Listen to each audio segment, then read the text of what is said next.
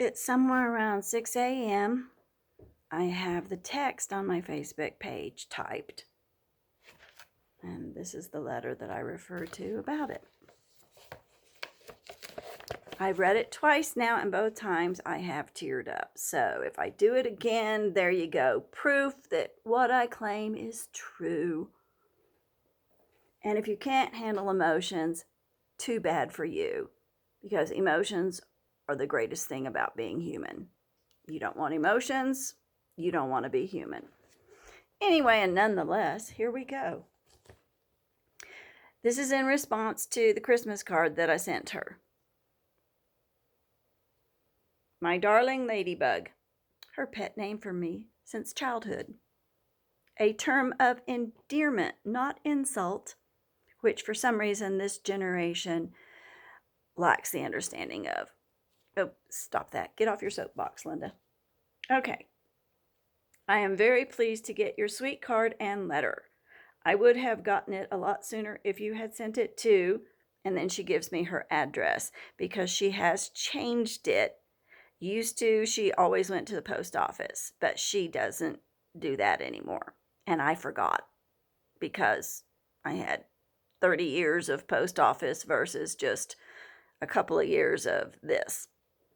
Anyway, I'm glad you decided not to come on my birthday, which was January 12th. Not because I didn't want to see you, but I have not let anyone come to see me since April 2020. I do all my visiting by phone or letters. As it once had to be, because there was no other options. Young ones. I haven't been anywhere except doctor's office so I could get my blood pressure medicine refilled. I can't take credit for your not being selfish because you have always had a heart of gold. And there it goes again.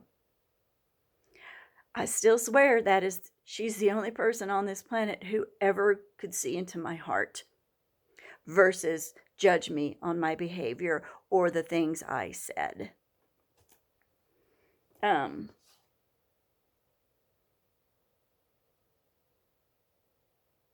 going to skip the other sentence because it's really not necessary to say.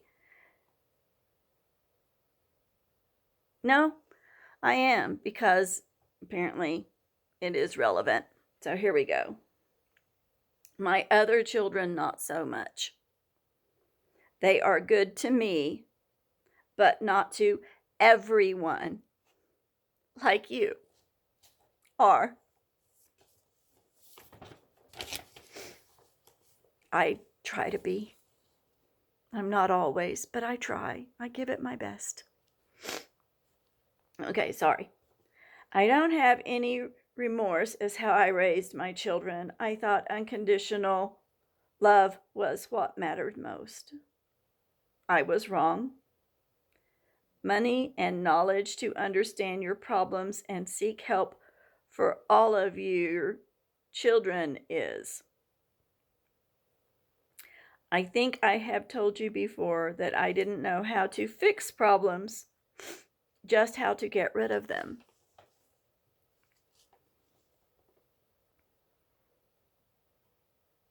See, she could admit her own imperfections, something that's so rare in this society I have been forced to live in for 59 years.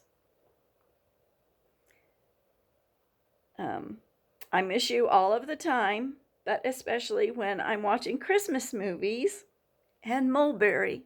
It was our favorite little British sitcom. We laughed about it and related to characters in it. And if you haven't seen it, I'm sure it's somewhere available to be streamed. Anyway, it's very cute and very sweet. And it was our happy memories. I have something in every room of my house and garage that you gave me or I bought from you, and I think lovingly of you every time I see them, which is several times a day. Speaking of winter wonderlands, because I told her that I was in the South and missing my winter wonderland, I'm watching snow coming down as I write this letter. Woo! That little dusting of the southern snow that everyone posted about while I'm looking out my window at almost a foot. But it's melting very quickly and we need more.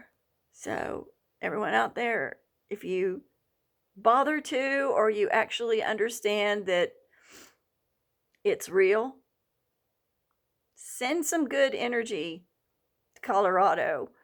Well, send good energy to the world. That despite our shortcomings, mercy will be shown on us. Or showered, in this case, showered through snow. Thank you very much. We need it. It's what saves our national forests from burning to the ground and destroying the ozone layer even faster than it's already being destroyed.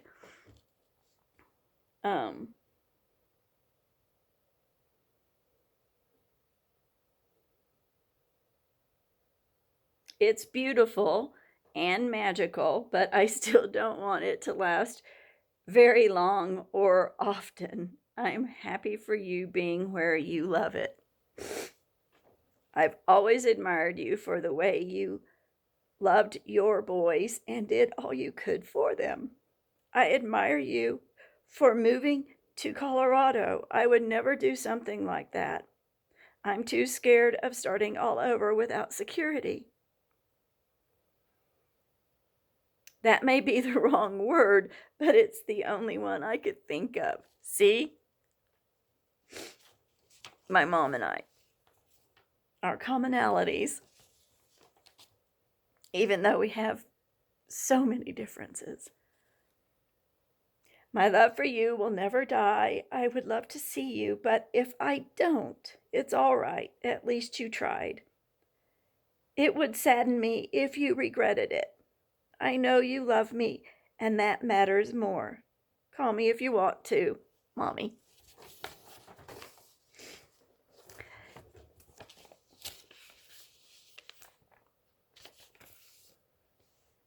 Once upon a time, I had a whole family.